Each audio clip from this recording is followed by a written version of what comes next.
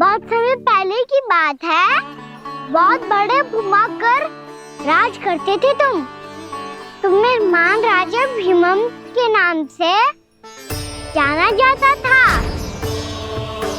सब कुछ था तुम्हारे पास, पर शांति नहीं थी। इसीलिए शांति की खोज में अपना संपूर्ण राज अपने पुत्रों को सौंप कर मलय पर्वत की ओर चल दिए। अनेक वर्षों की तपस्या के बाद तुम्हारे तप की कीर्ति चारों ओर फैलने लगी और फिर सच्चे तपस्वी की धूप में तुम्हारी ख्याति से प्रभावित होकर महर्षि उलट तुमसे भेंट करने आए। राजा भीमरथ, आपने ईश्वर की प्राप्ति के लिए सब कुछ छोड़ दिया, पर अपना अभिमान नहीं छोड़ पाए। इसीलिए मेरे आगमन पर सम्मान के साथ खड़ा होना तो दूर, मेरा अभिवादन भी नहीं किया। अभिमान तपस्वी का गुण नहीं होता है राजन, अभिमान राक्षसी गुण है। इसलिए मैं आपको श्राप देता हूँ कि आप अगले जन्म में एक राक्षस के रूप में जन्म लेंगे, एक राक्षस के रूप में जन्म लेंगे। मुझे क्षमा कर दीजिए महर्षि, मैंने जानबूझकर आपका अपमान नहीं किया है। मैं तो यहाँ पर शांति की खोज में आया था। अपने भीतर के संसार में गहरे सोच विचार में डूबा हुआ था मैं। मुझे क्षमा कर दीजिए महर्षि, मुझे क्षमा कर दीजिए। अपनी भूल का आभास प्रायश्चित की ओर पहला पग होता है। मैं अपना श्राप तो वापस नहीं ले सकता, परंतु आपको एक वचन अवश्य दे सकता हूँ। जब भी प्रभु नारायण का अवतार होगा, आपको उचित समय पे वो वरदान देंगे जिसकी आप लंबे समय से प्रतीक्षा कर रहे हैं।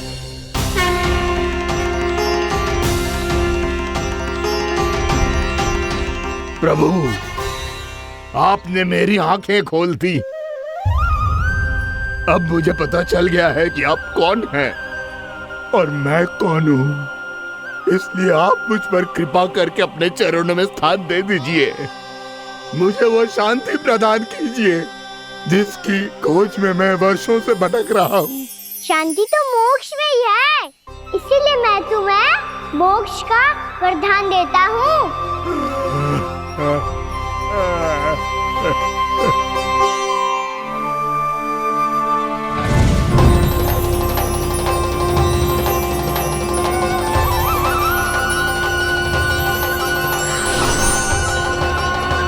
प्रभु की ये लीला सदैव स्मरण रखी जाएगी। इस स्थान को इनका आशीर्वाद मिलेगा और इस कंदरा को व्योमासुर की कंदरा के रूप में पहचाना जाएगा। भविष्य में अनेक ऋषि मुनियों की शरण स्थली बनेगी ये कंदरा।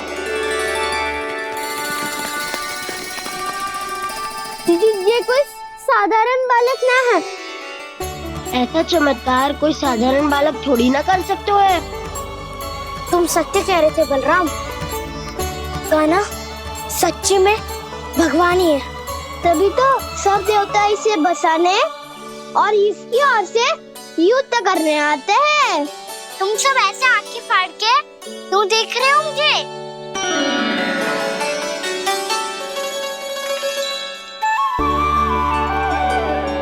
बलराम, तुम बलवान हो और कान्हा भगवान है।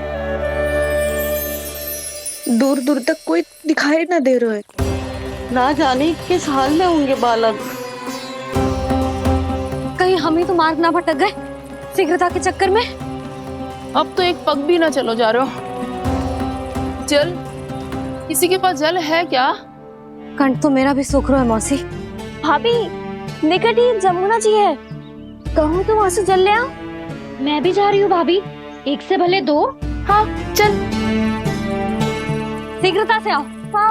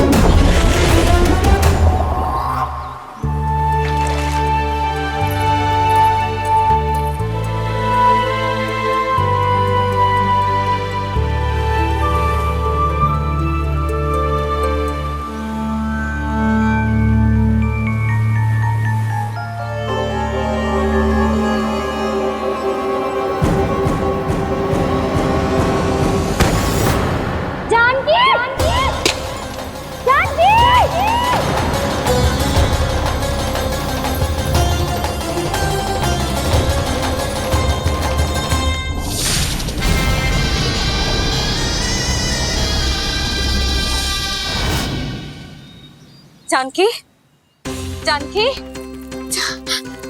क्या होगा इसे? देखो ना जी, अब छलिया की सूचना मिलते ही हम सब बालकों को ढूंढने चली गई और ढूंढते ढूंढते सबको बहुत प्यास लगी आई जी। तो जानकी जमुना जी की नदी से जल लेने गई और उसने जमुना जी का पानी पिया और उसकी जेदशा हो गई। बालक कहाँ है? वो ठीक तो है ना? ऊपर ऊपर से सब ठीक है, पर भीतर से बहुत भयभीत है सब। जानकी तो बिल्कुल नीली पड़ गई है, लग तो है विष फैल गया है इसको पूरे तन में। मथुरा के सर्वश्रेष्ठ विदेह जी को बुलाए गए हैं उसके उपचार के लिए। जैसे ही इसने जल को मुंह से लगाया, ये गिर पड़ी।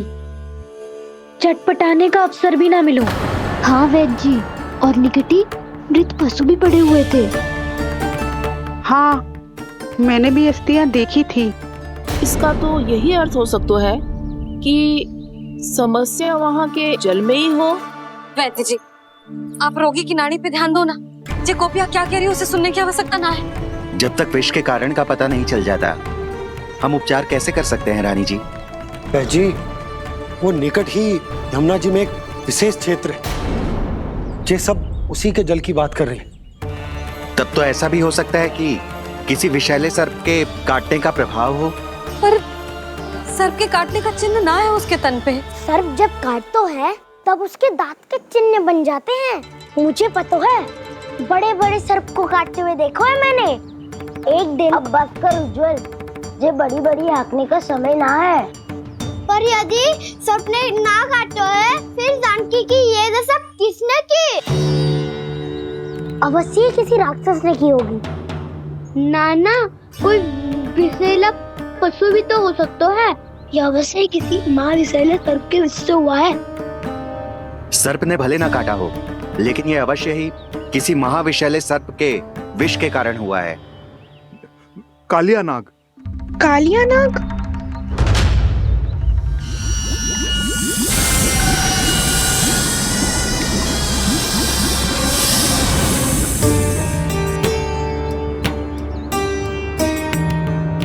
संकेतों से तो ऐसा लगता है कि जानकी ने कालिया नाग के क्षेत्र के विशाल जल पी लियो है। कालिया नाग एक लोक सुरती है, कल्पना में गढ़ी हुई एक कथा, और कछु ना है। हमें जाके पता लगाना पड़ेगा। पर हमें वहां जाने से मना किया है ना बड़ों ने। उज्जवल सही कह रहे हो है, इस समय जानकी के स्वार्थ से अधिक महत्वपूर्ण और कछु ना है। जानकी हमारे लिए ही जलाने गई थी जी, ना मैं उसे जाने देती ना जैसा वो तो। वैद्य जी, आप शीघ्र कछु करो, कैसे भी कछु भी करो, पर इसके प्राण बचा लो। यशोदा, धैर्य रखो, श्री नारायण पर विश्वास रखो, वो सब ठीक कर देंगे।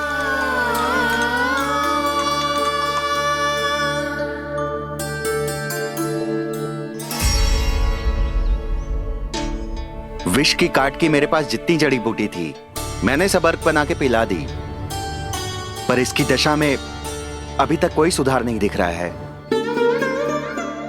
यह अंतिम जड़ी बूटी है, अगर इससे भी चमत्कार नहीं हुआ तो फिर जो नारायण की इच्छा।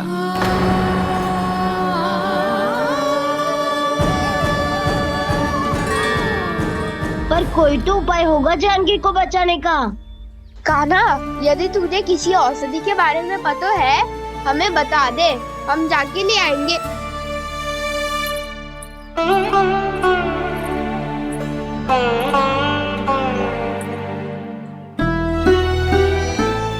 हे नारायण, हे प्रभु, मेरी जानकी के प्राण बचा ले प्रभु। क्या तो मैं अपने आप को कभी क्षमा न कर पाऊंगी। ये सारी मेरे ही कारण बनाई थी। उसकी रक्षा करो प्रभु, मेरी पुकार सुनो।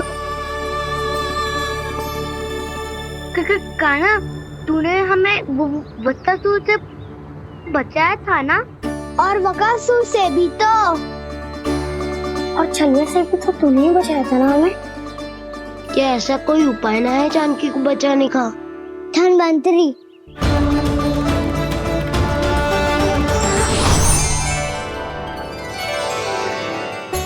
मैं आ गया हूं प्रभु, चिंता मत कीजिए,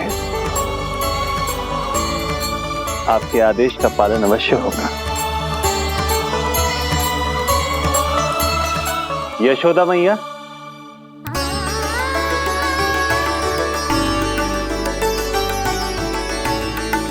मैया आपको कोई पुकार रहा है।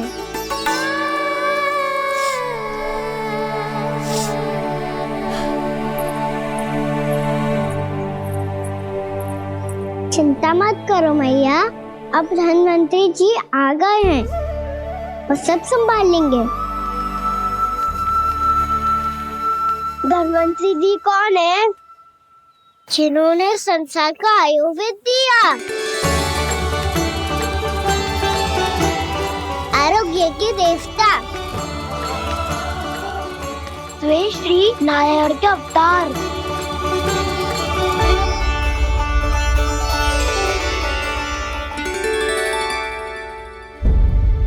मुझे पता चला है कि आपको वेद की आवश्यकता है। हाँ हाँ, भीतर आइए। आइए आइए बैठे जी। जी रहे। मथुरा का सर्वश्रेष्ठ वैद्य अर्थात मैं यहाँ आ चुका हूँ और रोगी को जितनी औषधि की आवश्यकता थी सब दे चुका हूँ। निश्चित रूप से आपने विष की काट के लिए बहुत ही उत्तम अर्घ तैयार किया है, इसीलिए किसी और वैद्य की आवश्यकता नहीं है।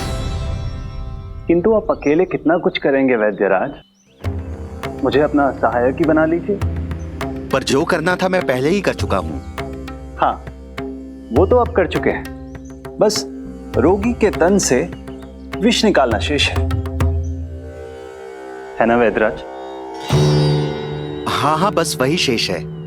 इनके रक्त को विष रहित करने में मैं आपकी सहायता करूंगा। पहले ये संजीवनी मानी जाने वाली इन लाल फूलों की बूटी को भी घिसना है ना?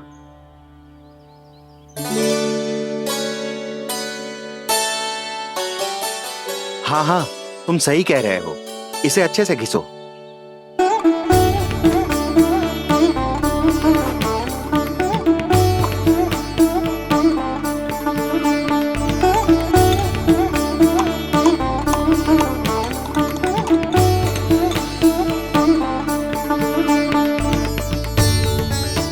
और ये नीले फूलों को भी तो मिलाना है ना? हाँ हाँ, अच्छे सहायक बन सकते हो तुम, ऐसे ही श्रम करते रहो।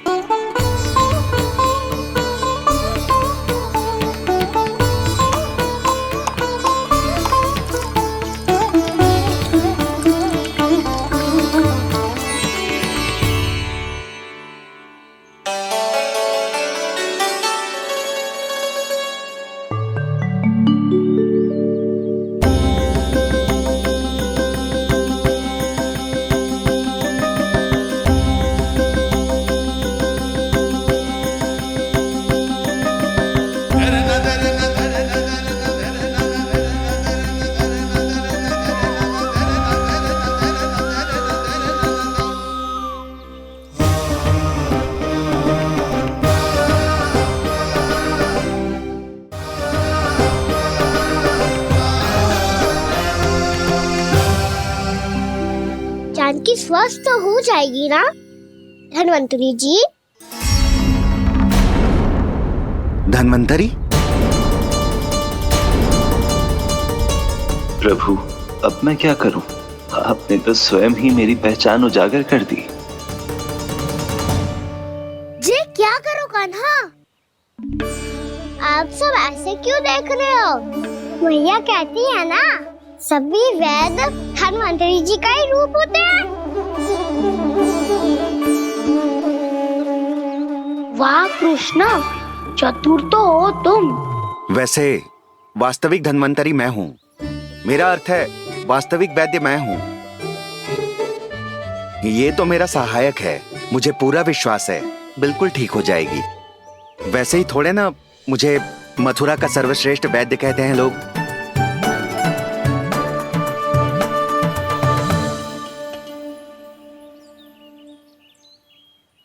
जसोदा भाभी,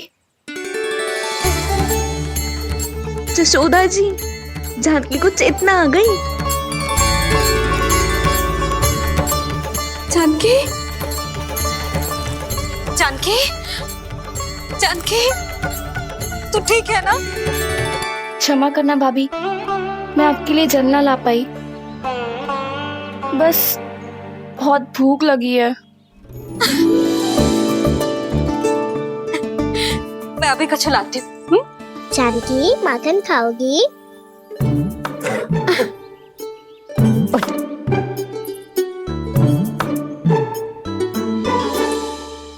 आजा, तू ही खिला दे लल्ला।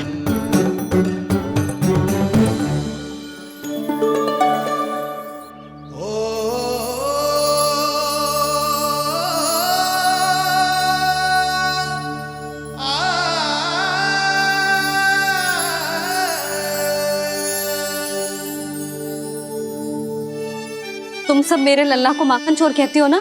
आज देखो, अपना ही माखन जानकी को खिला रहे है।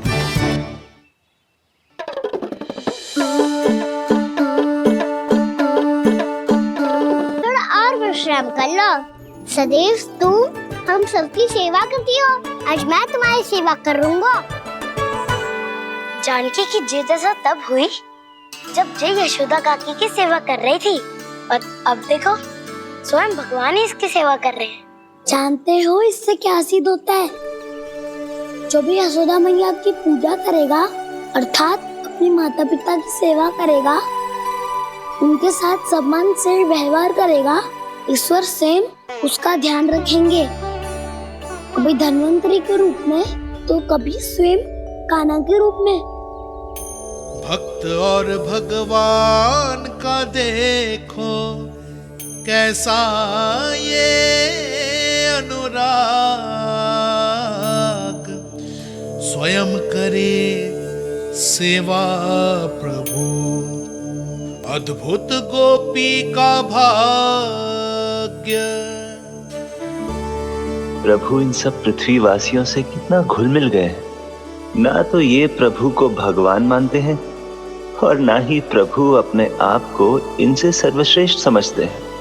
अपने आचरण से ये सिद्ध कर रहे हैं कि ये सभी में हैं और सभी इनका ही अंश है।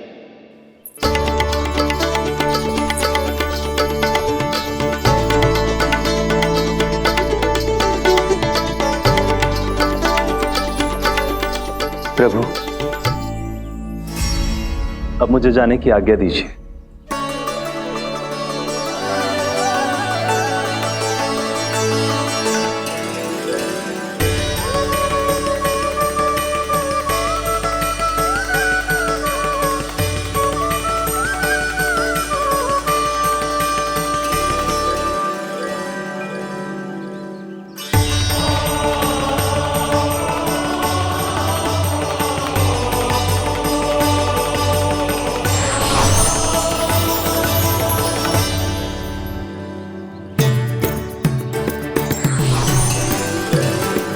कान्हा ने तो सच्ची में धन्वंतरी जी को बुला लिया था।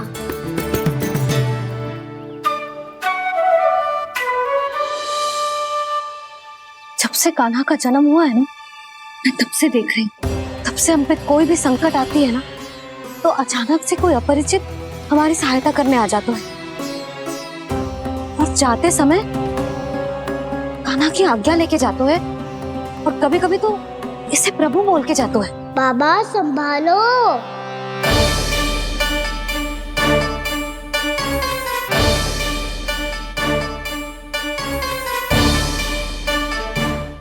इसीलिए उसे सम्मान देने के लिए सब ऐसा ही करते हैं, और कोई बात ना है।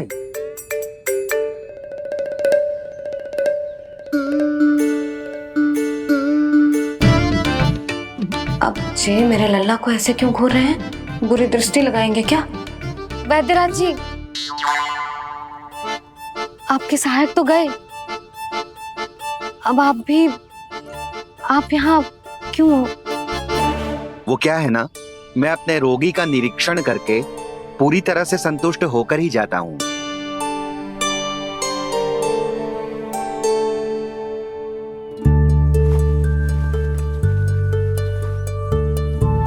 हाँ, संकेत तो अच्छे हैं। कल सुबह तक बिल्कुल ठीक हो जाएगी। धन्यवाद वैद्य जी।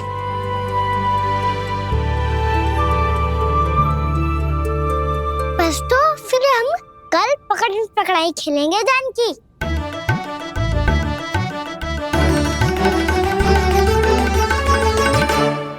भानु, बंसी, जाकर उस क्षेत्र के चारों ओर बाड़ बनवा दो और वहां सूचना पट्ट भी लगा देना, ताकि जानकी के साथ जो हुआ है वो किसी और के साथ ना हो। शीघ्र जाओ। जी ठीक है।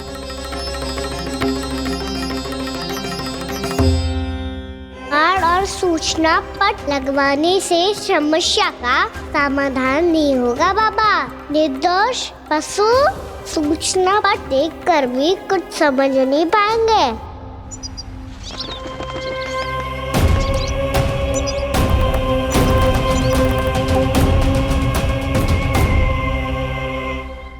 तो तुम्हारे कहने का अर्थ यह है कि व्योमासुर मारा जा चुका है और वो बालक अब भी जीवित है। हाँ महाराज, मैंने गोप बालकों को कहते सुना था कि कृष्ण ने छलिया को मोक्ष दे दिया है, पर वृंदावन सुरक्षित नहीं है महाराज। वो एक बहुत बड़ी समस्या से जूझ रहे हैं। कैसी समस्या? गांव के निकट क्षेत्र में किसी विषैले सर्प का निवास है। उसके विष का प्रभाव इतना भयानक है महाराज, जैसे विष ना हो, स्वयं हलाहल हो। मेरी कोई भी औषधि रोगी का उपचार नहीं कर पा रही थी। निकट के क्षेत्र में कहाँ है वो सर्प? गोप मानते हैं कि वो सर्प गांव के निकट यमुना नदी के जल में रहता है। मुझे तो लगता है महाराज, ये कालिया नाग की कथा कोई किंवदंती या लोक श्रुति नहीं, एक सच्चाई है, एक विषैली सच्चाई।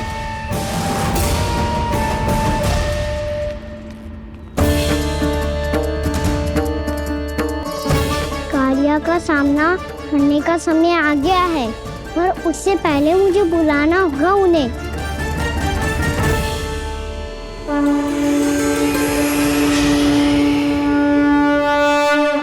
संसार के दारुण भय का नाश करने वाले, सभी कष्टों का हरण करने वाले, विश्व का समस्त ऐश्वर्य प्रदान करने वाले, कमल जैसे लोचन, मुख और चरणों वाले आजानुभुज श्री राम को मैं बार बार नमस्कार करता हूँ।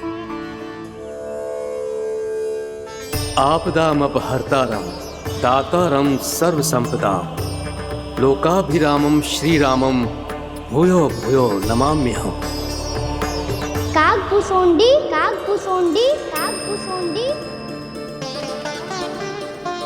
प्रभु क्षमा करें, मुझे जाना होगा।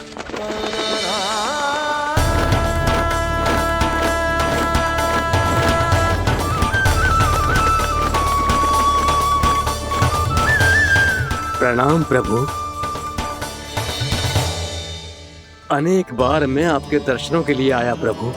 कभी नंद भवन के झरोखों से आपके दर्शन करके चला जाता था, तो कभी दूर किसी वृक्ष की आड़ से आपको निहार लिया करता था। आज आपने स्वयं मुझे बुलाकर धन्य कर दिया प्रभु।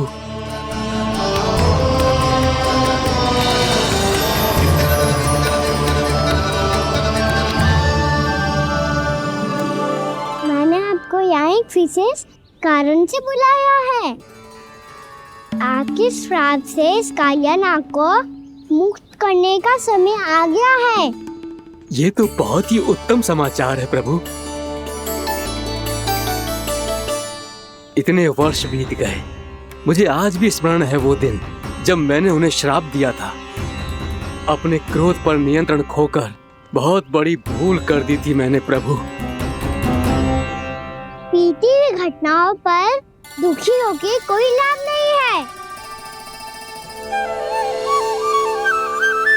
हमें भविष्य की ओर देखना होगा।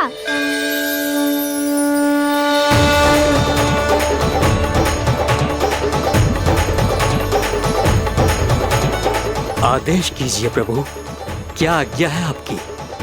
जब मैं कालिया नाग का सामना करने जाऊं तो आप यही रहेगा। आपको अपने आप पता चल जाएगा कि कब क्या करना है। और हाँ, लौटते जाते समय नारद मुनि से कहिएगा वो आकर मुझसे भेंट करे। अवश्य प्रभु, प्रणाम। क्या इसने सच्ची में देवर्षि नारद को बुलाया है? नारायण नारायण, आपको संदेश भेजने की आवश्यकता नहीं थी। आप स्मरण करते और मैं चला आता। तुम्हारा कल्याण हो नारद।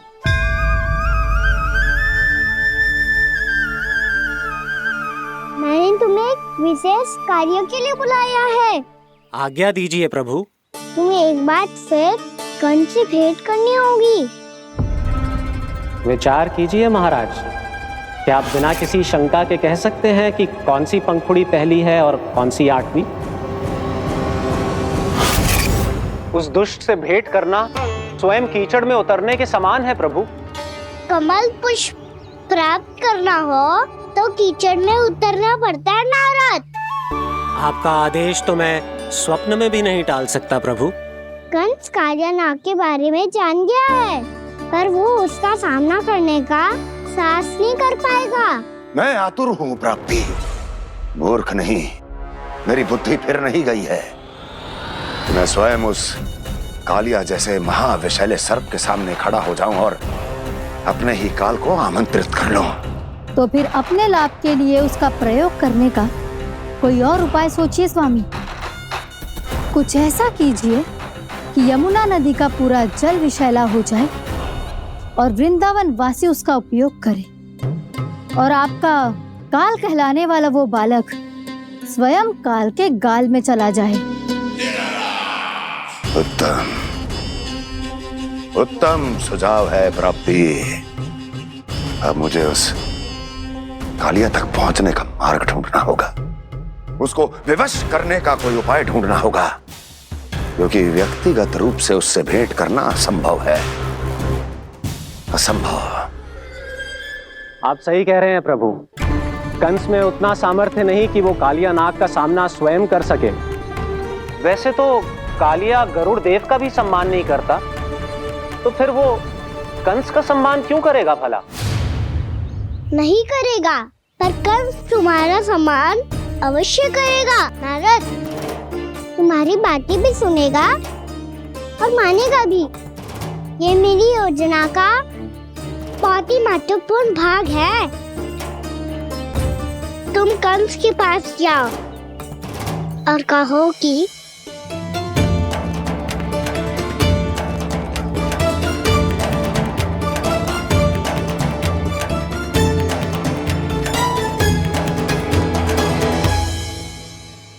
संतान अपने माता पिता को तीर्थ का सौभाग्य दिलाती, और मेरा लल्ला कितना महान कि उसने हमारे घर को ही तीर्थ बना दिया। ऐसा तीर्थ जहां मेरी आंखों के सामने भक्त और भगवान का मिलन हो रहा है।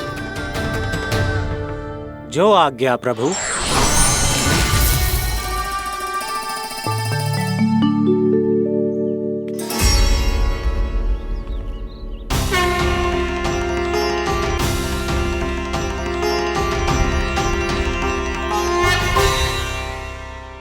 बाबा, कान्हा, ये सब क्या चल रहा है? पहले काग भुसुंडी जी और फिर जे नारद जी। क्या योजना बना रहे हो तुम? कान्हा, बताना लल्ला, क्या सोच रहे तू? कान्हा देख, अगर तुझे अपने बाबा को ना बताना हो ना, अपने भक्त को बता दे।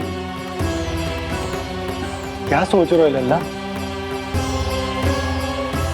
क्या करने वाले हो आप?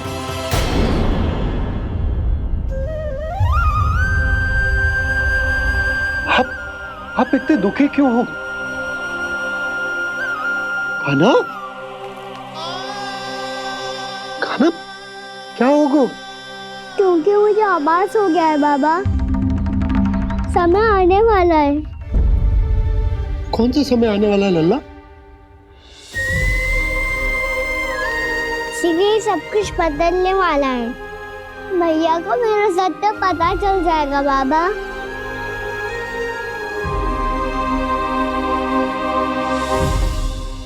पर लल्ला, इसका काग भुसुंडी और कालिया नाग से क्या संबंध है? ऐसा क्या हुआ था और क्या होने वाला है?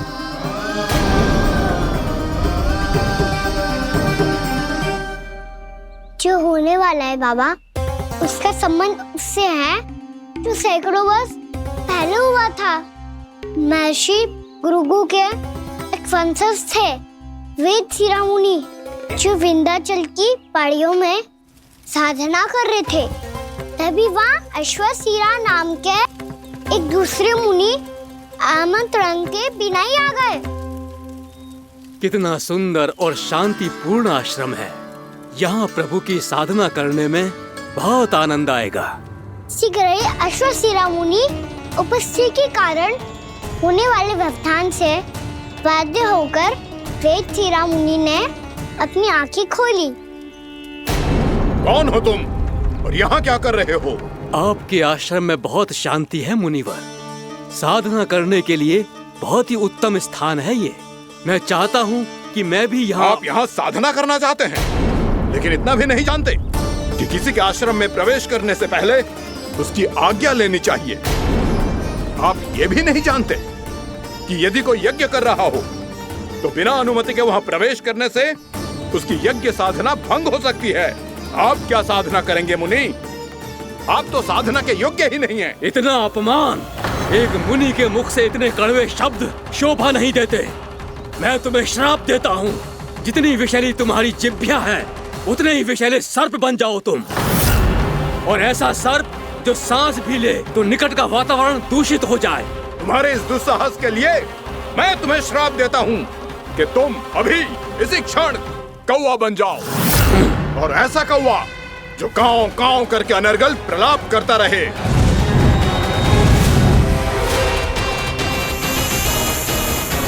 ये मैंने क्या किया? ये मैंने क्या किया? क्रोध के कारण दोनों ने एक दूसरे को श्राप दे दिया। पर दोनों ही मेरे भक्त थे, और भगवान होकर मैं अपने भक्तों को इतनी कठिनाई में कैसे देख सकता था। इसीलिए जिस संकट में उन दोनों ने अपने आप को फंसा लिया था, उसका समाधान करने में मैं उनके पास गया। देखिए ना प्रभु, ये क्या हो गया हमसे? हमारी रक्षा कीजिए प्रभु, मार्ग दिखाइए हमें। क्रोध पर नियंत्रण ना होने के कारण आप दोनों ने एक दूसरे को बहुत ही भीषण संकट में डाल दिया है। अब दोनों ही तपस्वी, तप के बल से दिए गए आपके श्राप को लौटाना भी संभव नहीं है। प्रभु, कोई तो उपाय होगा, हम आपके शरण में हैं प्रभु। अपराध तो हमसे हुआ है प्रभु, पर अब आपसे ही आशा है। कुछ ऐसा कीजिए भक्त वत्सल, जिससे हम दोनों के श्राप का प्रभाव कुछ कम हो जाए। आप दोनों ही मेरे भक्त हैं, इसलिए आपकी पीड़ा का निवारण करने का एक उपाय है मेरे पास। वेद शिरोमणि, जब आप कालिया नाग बनेंगे तो आपको मेरे चरणों को अपने शीश पर धारण करने का सौभाग्य मिलेगा। और अश्व शिरोमणि, आप काग योनि होने के बाद भी आप श्रेष्ठतम ज्ञान और सर्वाधिक यौगिक सिद्धियों के स्वामी होंगे और प्रवचन दिया करेंगे। इसके बाद अश्वशिरा मुनि काक भुसुंडी बन गए, जिन्होंने आगे चलकर स्वयं गरुड़ देव को रामायण सुनाई। और मुनि वेदशिरा महर्षि कश्यप और देवी कत्रियों के पुत्र कालिया नाग बनकर जल में।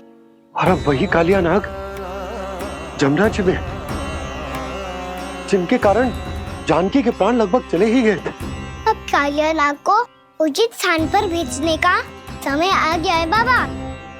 पर ये तो अच्छी बात है कान्हा, वेद शिरोमणि को दिया हुआ तुम्हारा वचन भी पूरा हो जाएगा। जमुना जी की शुद्धि भी हो जाएगी। इस सब के बाद भी तुम दुखी क्यों हो? क्योंकि इसके बाद मैया के सामने मेरा रहस्य खुल जाएगा बाबा। उन्हें पता चल जाएगा कि उनका बालक कोई साधारण बालक ना है। भविष्य में जो होने वाला है उसे सबके सामने घटने से रोकना मेरे लिए भी संभव ना होगा। मैया को सब पता चल जाएगा। क्या पता चल जाएगा रे मुझे?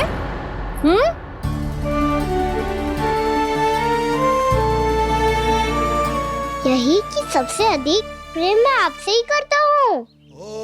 अब बस भी कर। चलो, भोजन के लिए बुलाने आई थी तुम दोनों को। भूखा थोड़े ना रहने दूंगी अपने लल्ला को। मेरा लल्ला दुर्बल हो जाएगा ना। आप खिलाओगे तो ही खाऊंगा। हाँ ठीक है, मैं ही खिलाऊंगी। अब चल, आओ जी, चल।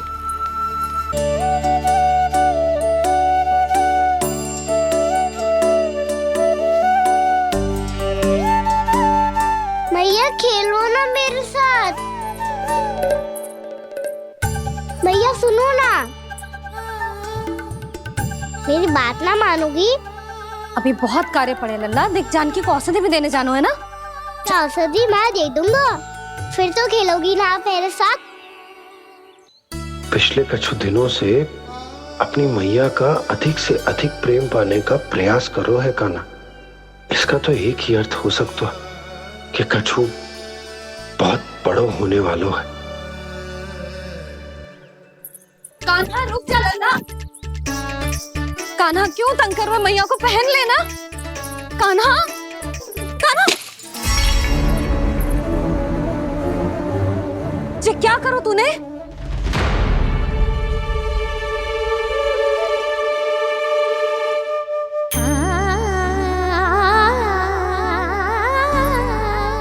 अच्छा ठीक है, अब मुंह लटकाने की आवश्यकता ना है। ये ले।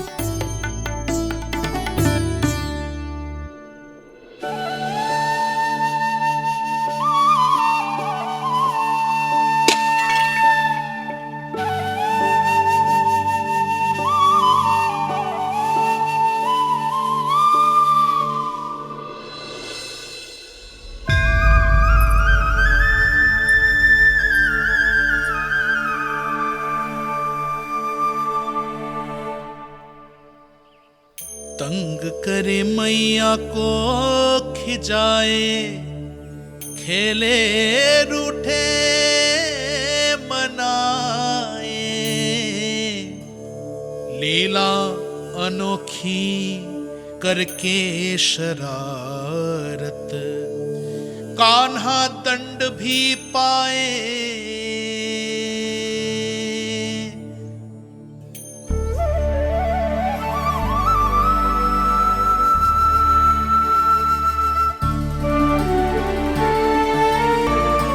रूठना मनाना, खेलना खिलाना, पहले शरारत करके क्रोध दिलाना और फिर क्षमा मांग लेना, ये सब जानबूझकर कर रहे है कान्हा। जैसे जीवन भर के लिए अपनी मैया की ममता को अपने हृदय में समेट कर रखना चाहते हो। कैसे कैसे करूं उस कालिया से मित्रता, कैसे करूं उसका उपयोग?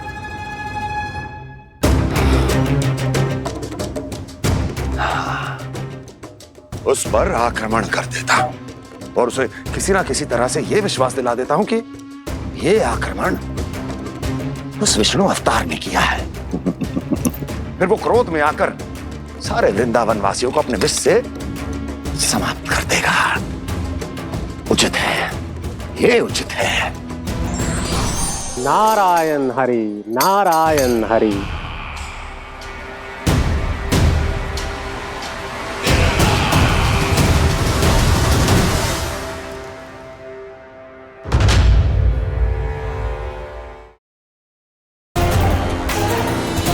वाह, मुझे मेरी असफलताएं स्मरण कराने आए हैं, मेरे घाव को खुरेदने आए हैं, उन पे नमक छिड़कने आए हैं।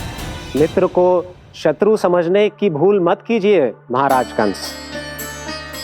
मैं तो आपकी सहायता करने आया हूं। हाँ, और मेरी सहायता। कृष्ण विष्णु अवतार है, आप विष्णु के भक्त हैं। मैं हूं विष्णु द्रोही, फिर भी जो आपके आराध्य को हानि पहुंचाना चाहता है उसकी सहायता करना चाहते हैं आप।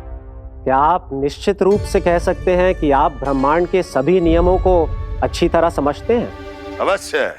आपके लिए बस इतना ही जानना पर्याप्त होगा कि मैं जो कुछ भी कर रहा हूं उसके लिए मेरे व्यक्तिगत कारण हैं। मैं तो बस आपके हित में पिछली बार की तरह एक सुझाव लेके आया था, पर यदि आप मेरा सुझाव सुनना भी नहीं चाहते तो आपकी इच्छा। नारायण हरि, नारायण हरि। कारण चाहे जो हो, इनके पिछले सुझाव के कारण ही आज मेरे शत्रुओं की संख्या कम है। अन्यथा मैं देवकी के अन्य पुत्रों को भी जीवित छोड़ देता, और आज वो सब अपने भाई के साथ मिलकर उसकी शक्ति को अनेक गुणा बढ़ा देते। ठहरिए देव ऋषि।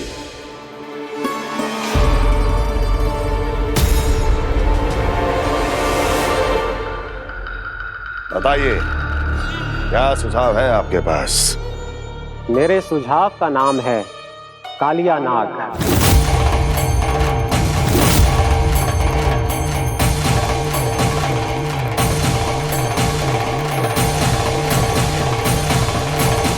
उसके विषय में मैं जानता हूं देवर्षि। तो समस्या यह है कि मैं स्वयं उससे मिलने नहीं जा सकता, उससे भेंट नहीं कर सकता। उस कृष्ण की हत्या के लिए उसको वृंदावन जाने के लिए तैयार नहीं कर सकता। तो मत जाइए उसके सामने, और ना उसे भेजिए कृष्ण के सामने। हर बार आप किसी न किसी असुर को अपने शत्रु के क्षेत्र में भेजते हैं, जहां शत्रु उसका सामना करने के लिए पूरी तरह से तैयार होता है और आपका असुर मारा जाता है। इस बार शत्रु को युद्ध स्थल चुनने का अवसर मत दीजिए महाराज। इस बार योजना का जाल ऐसे बुनिए कि कृष्ण स्वयं उसके पास जाने के लिए विवश हो जाए। कालिया नाग स्वयं काल है, मृत्यु का दूसरा नाम है।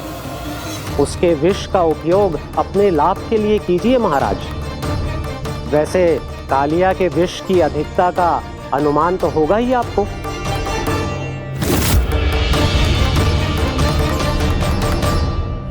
एक बार जो उसके क्षेत्र में पहुंच गया, फिर उसके विष से बचना असंभव है। उचित सुझाव है देवर्षि, उचित सुझाव है। देवर्षि, उस छलिया विष्णु की भक्ति करते करते आप भी उसके रंग ढंग सीख गए हैं। उचित है, उचित है।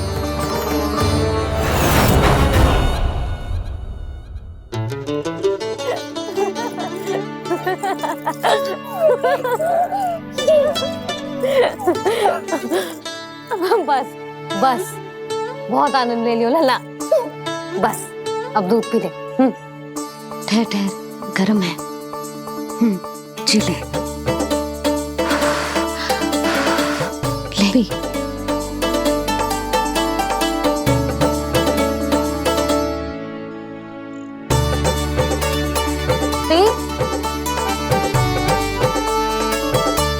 मैं ना होती तो ना जाने क्या हो तो तेरा। अपने आप दूध भी ना पी सकते है, भावला कहीं का। आपकी इस प्रेम के लिए तो मैं धरती पे आया हूँ मैया। मैं भी यही सोच रहा हूँ यशोदा कि तुम ना होती तो मेरा क्या होता। इसी बात पे थोड़ा दूध और कजू खाने को दे दो। अरे मैं तो भूल ही गई। तनिक ठहर जाओ जी, दूध पी लेना तो आपके लिए भी कछु ले आती।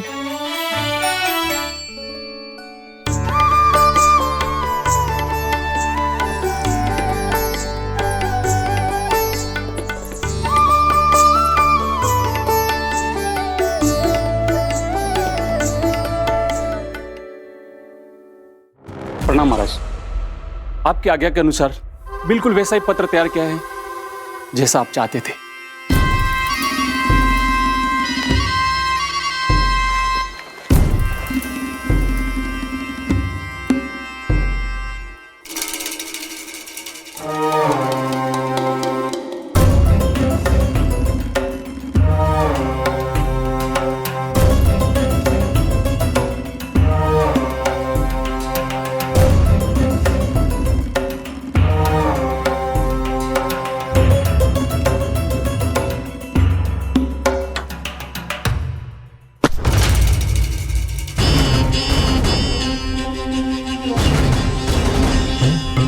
कृष्ण जन्म से लेकर आज तक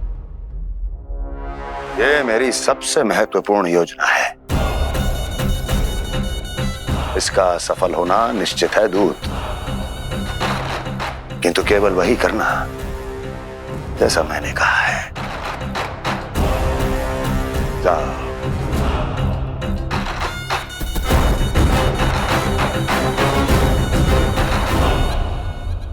कान्हा,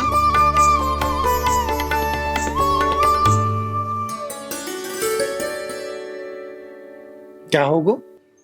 बाबा, मैं चाहता हूँ कि मैया की स्वामता क्रिस्टल फ्रेम की वर्षा मुझ पे सरते ऐसे होते रहे। वो तो होती रहेगी लल्ला। अपने लल्ला के लिए किसी मैया का प्रेम कभी कम हो सकता है भला? नंदराज, वो मथुरा से एक दूत आयो है महाराज कंस का राजपत्र लेके।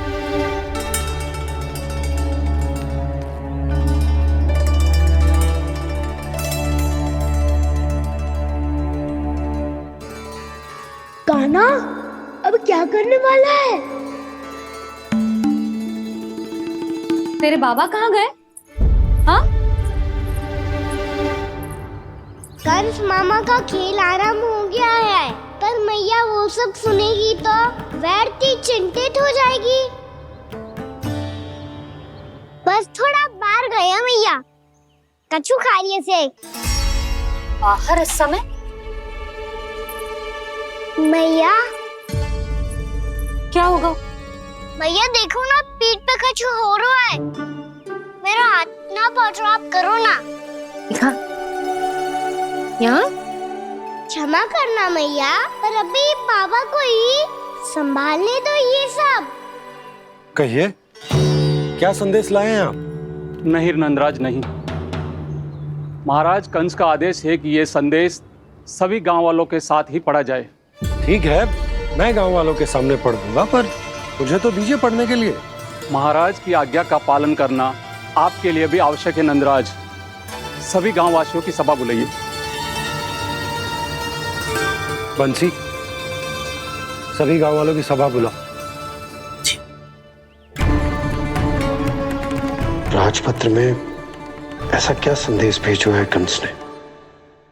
अब मेरे पत्र को पढ़कर सब भौचक्के रह जाएंगे।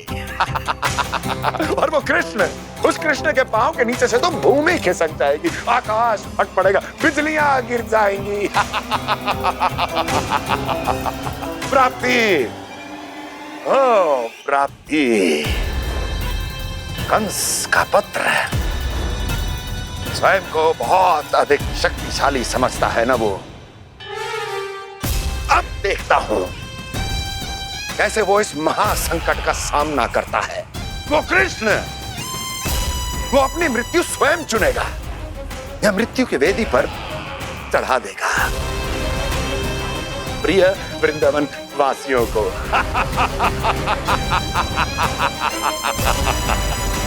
अब आएगा आनंद प्राप्ति, अब आएगा आनंद। सबको इकट्ठा करवा के ही पढ़वाएगो। अवश्य ही कोई विशेष संदेश दिया होगा कंस ने। मैं भी यही सोच रही हूँ सुलक्षणा जी, कछु ना कछु तो विशेष है, और जे हो क्या सकता है? हाँ, बात तो सही है। ऐसा क्या हो सकता है? सभी गांव वासियों के सामने कहा जाए, कछु तो विशेष अवश्य लग रहे हैं। बाहर तक कोलाहल क्यों हो रहा है? मैया, मैया, अब क्या होगा? मैया देखो ना, सर पे कछु हो रहा है। लल्ला, नारायण ने तुझे हाथ दिए हैं ना? पीठ की बात अन्य थी। अपने सिर की सेवा स्वयं कर। सर पे तो हाथ पहुंच रहा है ना?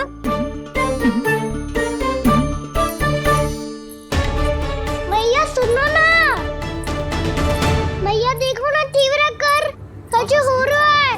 मैया देखो ना, तीव्र कछु हो रहा है।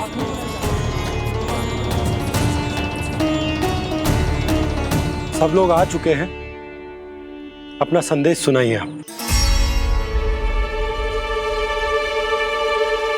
गोपराज नंद और सभी वृंदावन वासियों को सूचित किया जाता है कि मथुरा अधिपति और आप सभी के महाराज कंस ने कल सुबह भव्य पूजा का आयोजन किया है। इसके लिए राज्य को वृंदावन के क्षेत्र के निकट यमुना नदी के मध्य में खिलने वाले 1 कोटि कमल के पुष्पों की आवश्यकता है। इसीलिए आप सभी को यह आदेश दिया जाता है कि ये सभी कमल के पुष्प प्रथम पहर से पहले राजसभा में पहुंचा दिए जाए। वो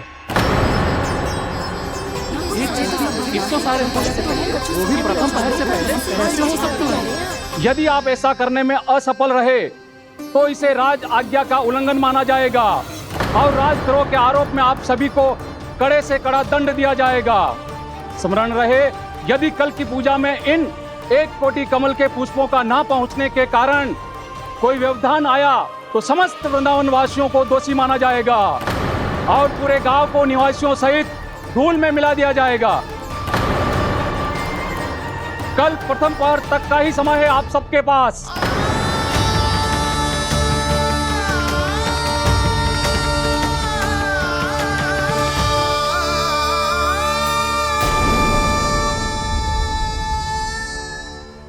कमल पुष्प, वो भी कल प्रथम प्रहर में? ऐसे कैसे संभव है?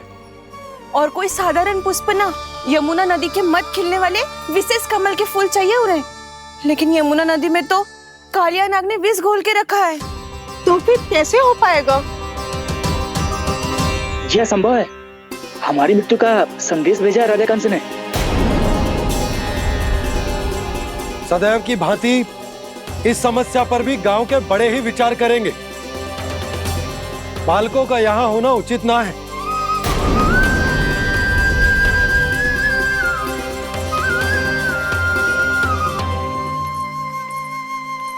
लल्ला, ले जगेंद ले, जा अपने सखाओं के साथ खेल। सुबह उज्जवल, मधुमंगल वसंता, देखो भैया ने क्या दिया है। चलो खेले, बहुत आनंद आएगा आज।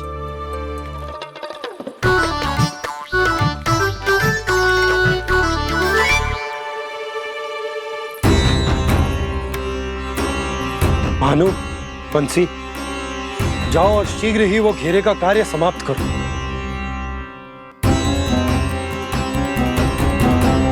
पर कछु ना कछु तो करना पड़ेगा ना। पर हम कर ही क्या सकते हैं? पुष्प लाने को और कोई उपाय है भी तो ना। मैं चला जाऊंगा जमुना जी में। वैसे भी मेरे जीवन के कितने दिन शेष बचे हैं। गांव के लिए, समाज के लिए कुछ करके मरूं, तभी तो शांति मिलेगी। ना काका, यदि आप उस विषैले जल में छलांग लगा भी दोगे, किंतु 1 कोटि कमल पुष्प एकत्रित कर पाना आपके लिए संभव ना है। इससे अच्छा है कि मैं चला जाऊं। यदि मैं मर भी गया तो मेरे पीछे रोने वाला कोई ना है। किसी को कहीं जाने की आवश्यकता ना है।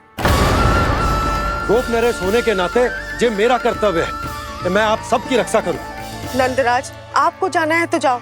हरिया, काका, भैया सब चले जाओ। लेकिन आपको पता है वहाँ का जल कितना विषैला है। आप लोग एक क्षण भी जीवित नहीं रह पाओगे। फिर कैसे इकट्ठा करेंगे 1 कोटि कमल पुष्प? आप बात तो सही कह रही हैं शांति। उस दुष्ट कंस ने ऐसी मांग रख के हम सबको फंसा दिया। हम में से कोई भी क्यों ना चला जाए और इस संकट का समाधान ना निकलेगा। कान्हा, बताना कौन सा खेल खेलें? गेंद पकड़ खेलते हैं। पर एक बात सुन लो सब, कोई भी तीव्र गति से ना फेंकेगा गेंद को। भैया ने फ्रेम बनाई है मेरे लिए। सब तैयार हो?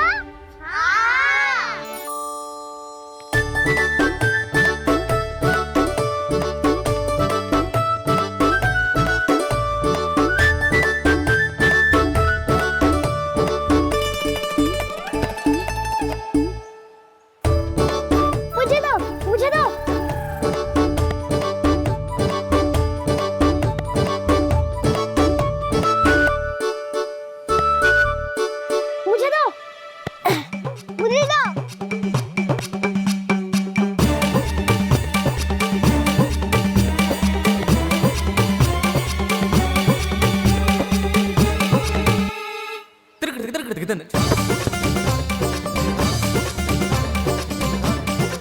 कान्हा, इतनी धीरे से फेंकेगो तो कैसे आनंद आएगा? थोड़ा बल लगा के फेंक। हाँ कान्हा, हम अभी बड़े हो गए हैं, तू अब भी छोटे बालकों की तरह फेंक रहा है।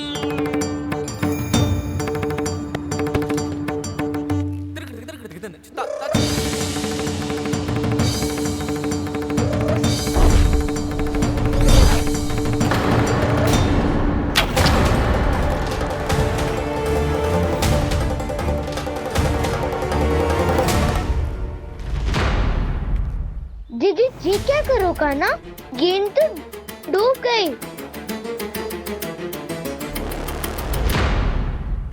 अच्छा, तो ये सब इसकी योजना का भाग था ताकि ये कालिया का सामना कर पाए।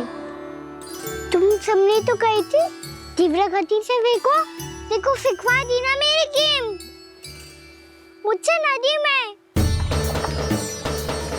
अब मुझे जाके लानी पड़ेगी। रुक जा कान्हा, रुक जा कान्हा। जी क्या बोल रहे थे कान्हा? इसमें तो बहुत संकट है। कोई भी संकट मेरी मैया का उपहार खोने से बड़ा ना है। बहुत प्रेम से बना के उन्होंने दी थी। हे नारायण, कोई उपाय समझ में ना आ रहा है। भैया, अब कैसे करेंगे हम अपने गांव की रक्षा? कीड़े पड़ेंगे उस दुष्ट को। यदि उसके कारण किसी के प्राण चले गए तो कौन सा फल मिलेगा उसे इस पूजा का? तुम सही कह रही हो यशोदा, पर हमारे पास कोई और दूसरा विकल्प भी तो ना है। यदि हमने मथुरा की राज आज्ञा का पालन ना किया तो इसका दुष्परिणाम पूरे गांव को भुगतना पड़ेगा।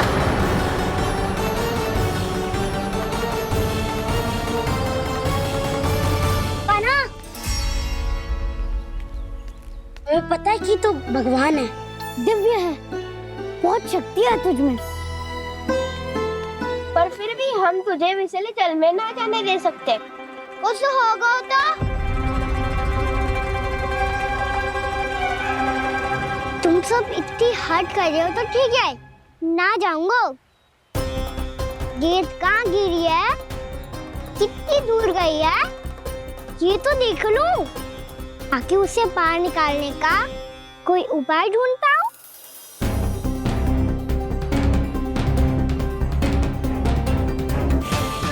हाँ।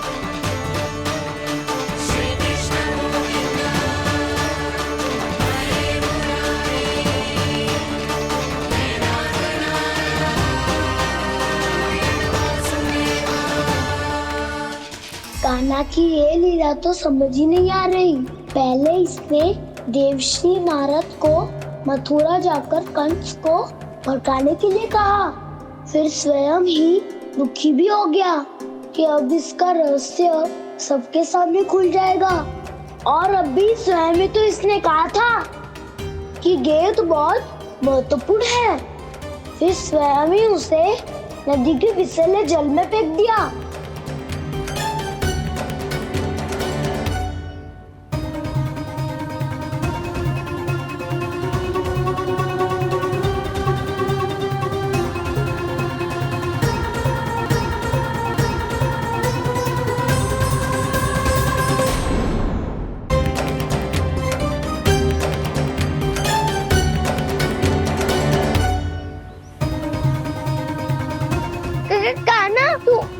ऊपर क्यों चढ़ रहा है?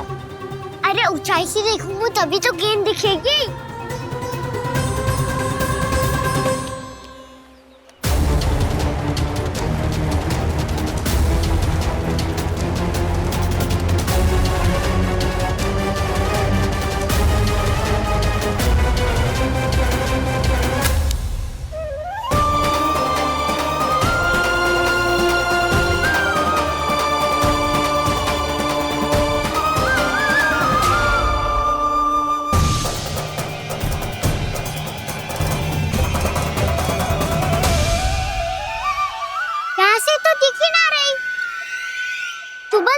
से फेंकी थी ना? ना वहाँ से फेंकी थी। कहाँ से? देखा ना वहाँ से। समझ ना आ रहा, ठीक बताना कहाँ से फेंकी थी?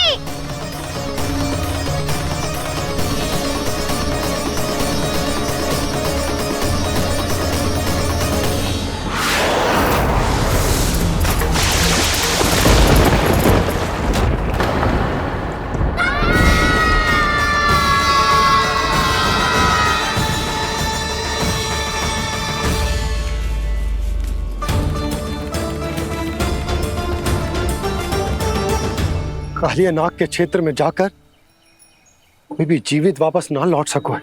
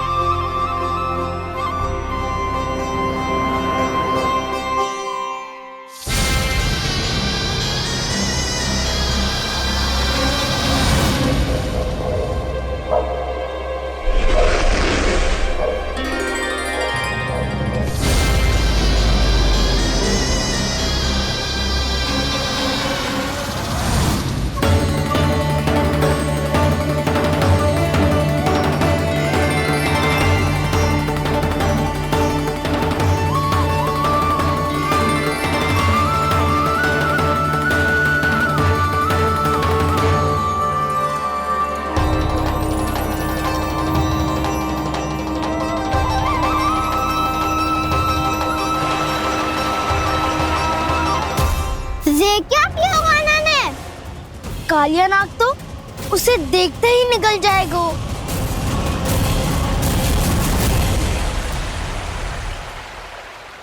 तो आरंभ से अब तक सब कुछ उसकी लीला का ही भाग था।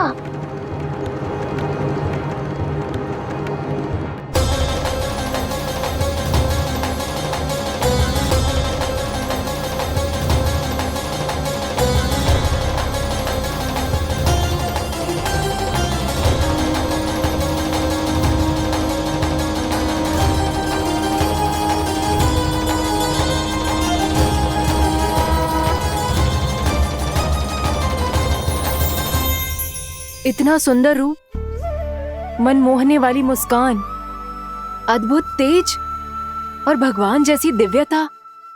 कौन हो तुम? हाँ, तुम्हें देखकर तो हम सब सम्मोहित ही हो गए।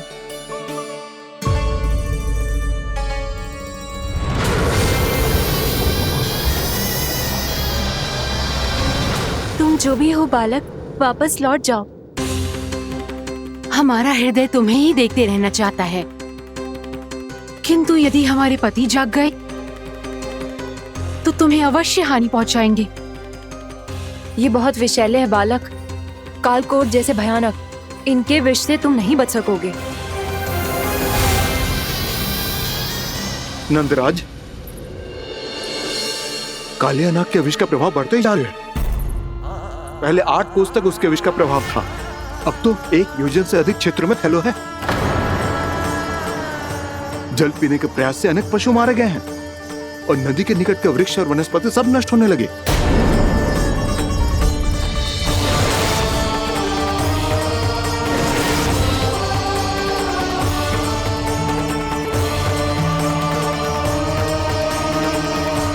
इनके विष की तीव्रता इतनी अधिक है बालक कि इनके संपर्क में आने वाले को तड़पने का भी अवसर नहीं मिलता। इनके विष की अग्नि क्षण भर से भी कम समय में प्राणवायु को जलाकर राख कर देती है।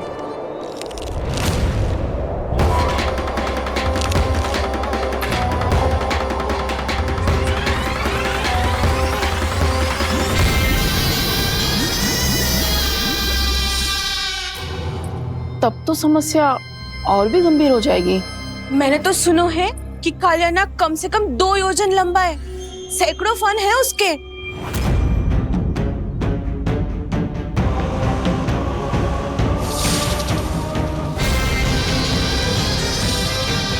इसका अर्थ तो ये है कि हम दोनों ओर से फंस गए। एक और कंस को 1 कोटि कमल पुष्प देने जो कि कालिया नाग के क्षेत्र में पड़ते हैं, और दूसरी ओर उस कालिया नाग का विष यमुना जी के क्षेत्र में बढ़ता ही जा रहा। इसके कारण हम ही नहीं, निर्दोष पशु पक्षी भी संकट में। इन दोनों समस्याओं का एक ही समाधान है, उस कालिया नाग का सामना करें। और ये ना समझ हारो कि हम ये करेंगे कैसे, क्योंकि ये बात साधारण मनुष्य के बस की ना, हमारे लिए ये असंभव है।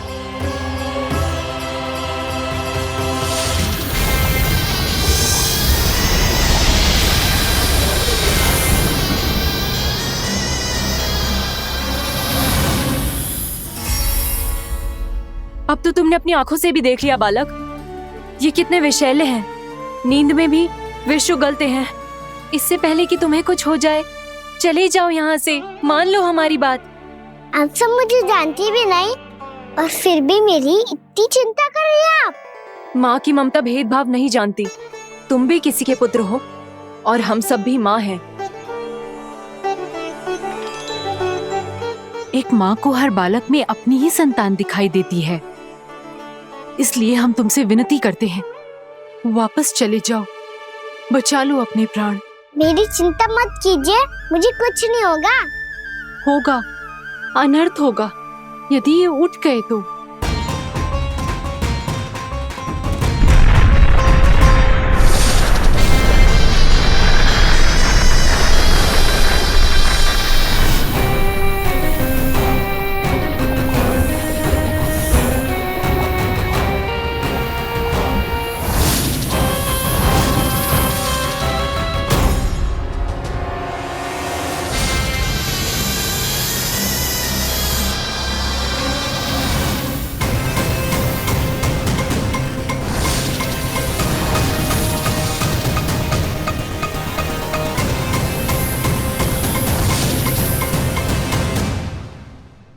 सामने होते हुए भी अपने इश्क को केवल वही देख सकता है जो अपना अभिमान त्याग चुका हो।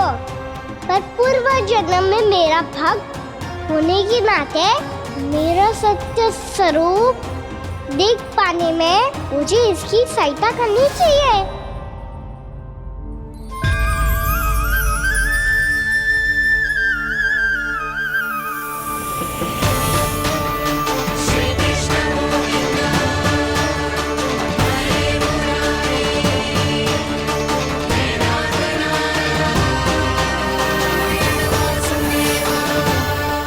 देखो हमारा छोटा सा कान्हा कैसे डट के खड़ा हुआ है।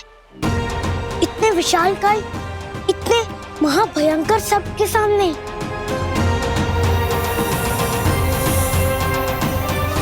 ये कोई भगवान नहीं है जो इसके सामने हाथ जोड़ रही हो तुम सब।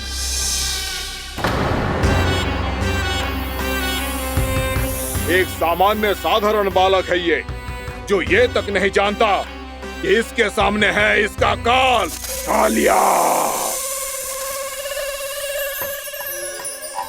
तू कौन है बालक? मेरे इतने निकट आकर भी तू जीवित कैसे है? मेरी नहीं, अपनी चिंता करो कालिया।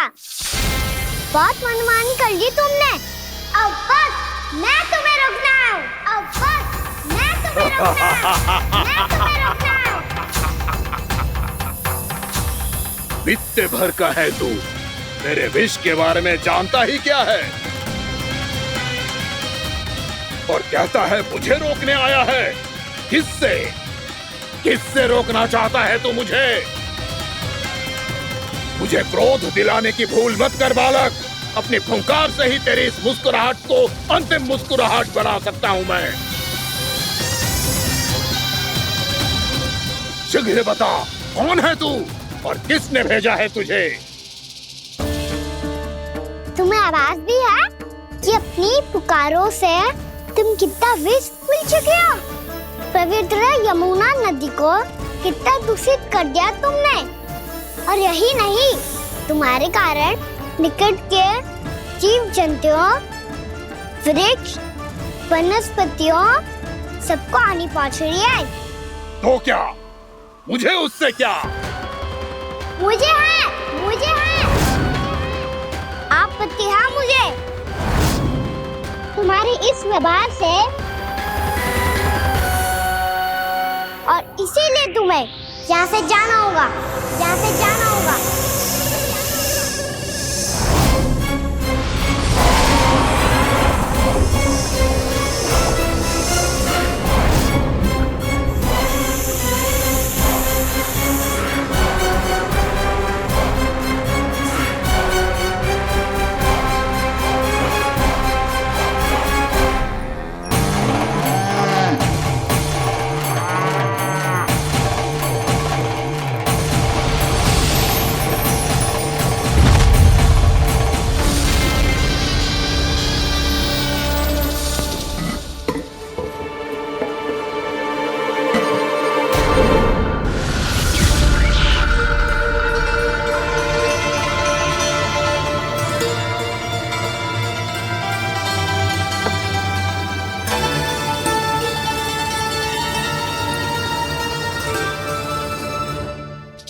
मुझे आदेश देने का साहस भी कैसे किया तूने?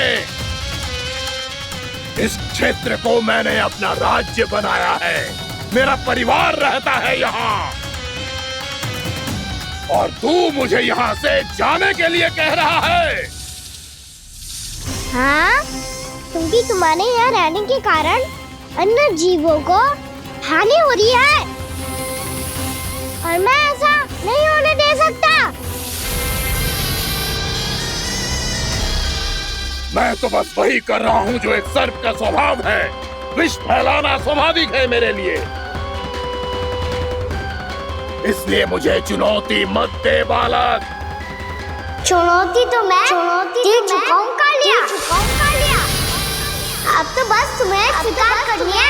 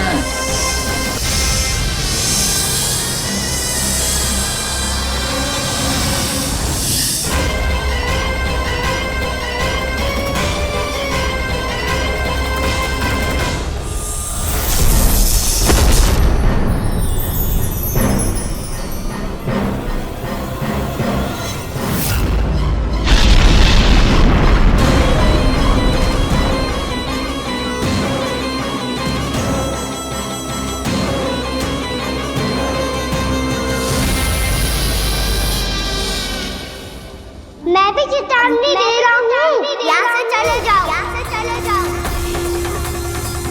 अपनी भूल को पहचानो कालिया, तुम जो कर रहे हो अनुचित है।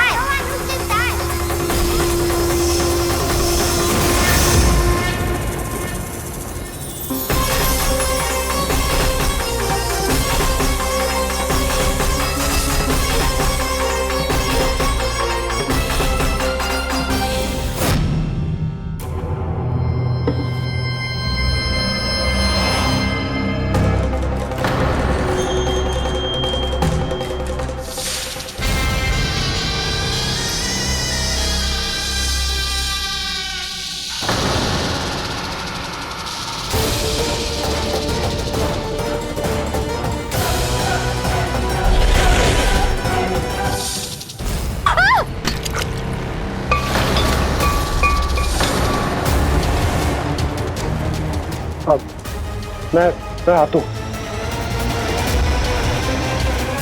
क्या हो गया सुधा?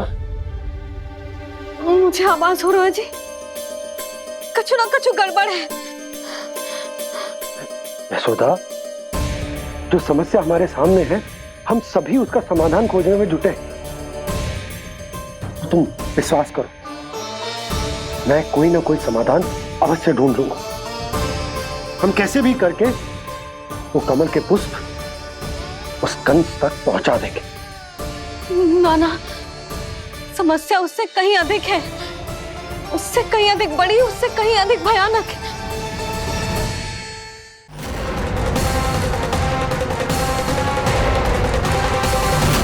विस्की ये बूंद से ही सबके प्राण चले जाते हैं। इसने तो विस्की धारियां फेंके हुए खाना पे। कान्हा कैसे बच्चे को अधिक विष से? इसका विष तो क्या, ये सर स्वयं भी छू तक नहीं पाएगा हमारे कान्हा को।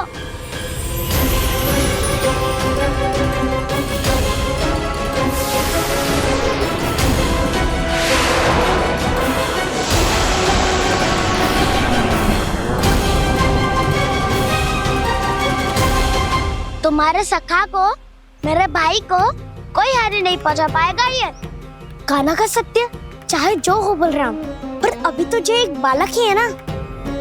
देखो कैसे विष के कारण स्थिर हो गया है।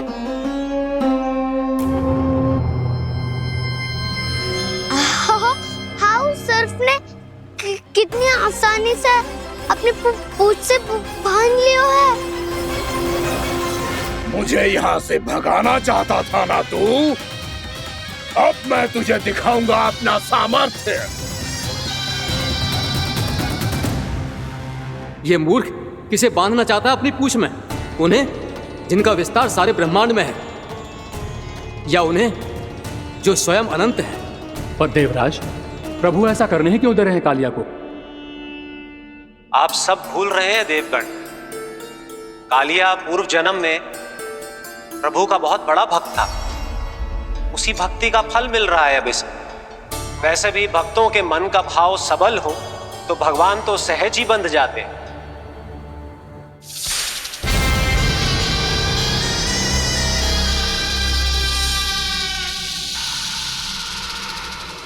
बलराम, तुमने ही तो कही थी कान्हा को कछु ना होगो। देखो दुष्ट ने चारों ओर से जकड़ लियो है।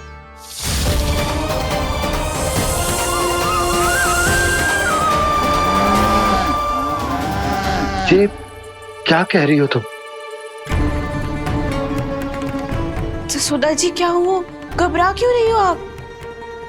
सुलक्षणा, मुझे आभास हो रहा है कुछ बहुत बड़ी अनहोनी हो गई है। नंदराज, नंदराज, नंदराज!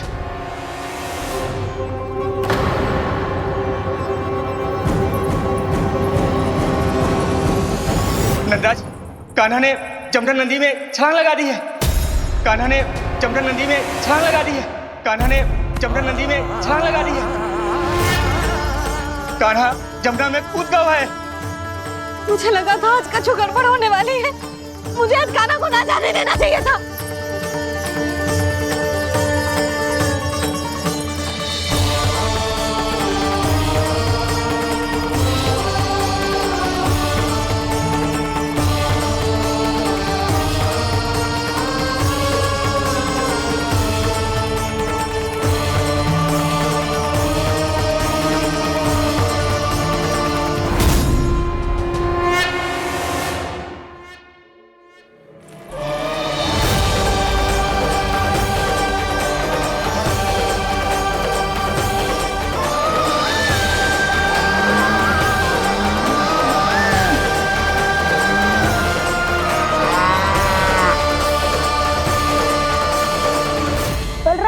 कछु करो ना।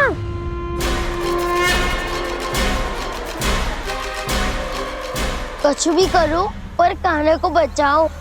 नाग बहुत भयंकर है, कान्हा अकेले ना संभाल पाएगा इसे।